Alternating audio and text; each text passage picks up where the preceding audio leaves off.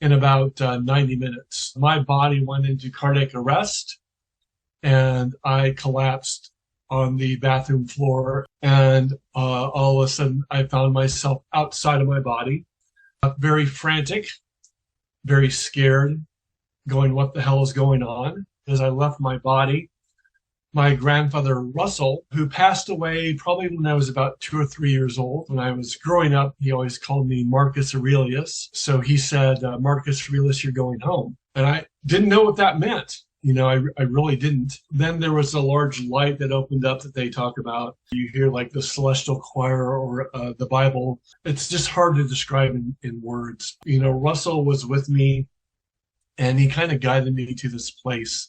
I was greeted by 7 angels.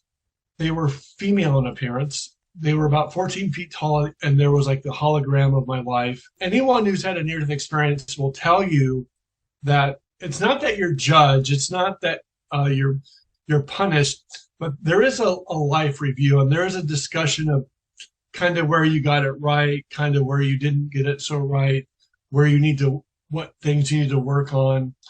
And of course, when you're a teenager, all that you ever do is you're angry, you're resentful, you blame, especially, when you're a very intuitive child and the planet is really confusing, because no one understands you, no one gets you.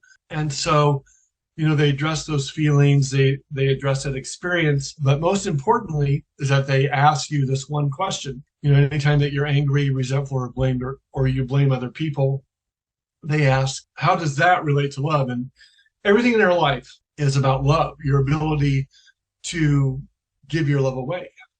So the word forgiving, for giving, you are for giving your love away no matter what happens to you. If you're always out for getting things, you're out getting things, you are for getting everything that you can, you are forgetting who you really are. As Russell was taking Mark, who was in my body from conception to 16, off into another dimensional reality, there is a 30-foot being introduced me to. And this being has tremendous love, just pure energy, pure light, pure love for me, for who I am, and all this is simultaneously going on all at once. And that's the truth about time. Past, present, and future are all going on now. So this large being was formed in icosahedron, which is a geometric pattern, almost like the shape of a basketball. And that being merged into my heart and brought me back to life. I was gone. I was completely dead, unconscious, whatever, comatose, whatever you say you want to call it. My skin was green, purple, and black. You come back to life, and that's a shock. And, in that exchange, there was a lot of information about sound, sacred geometry.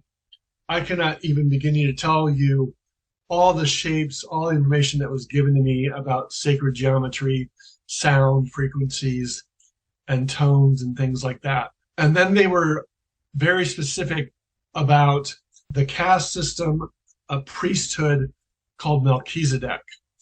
And the Melchizedek priesthood, the caste system, is a hierarchy of individual beings that basically exist beyond time and space.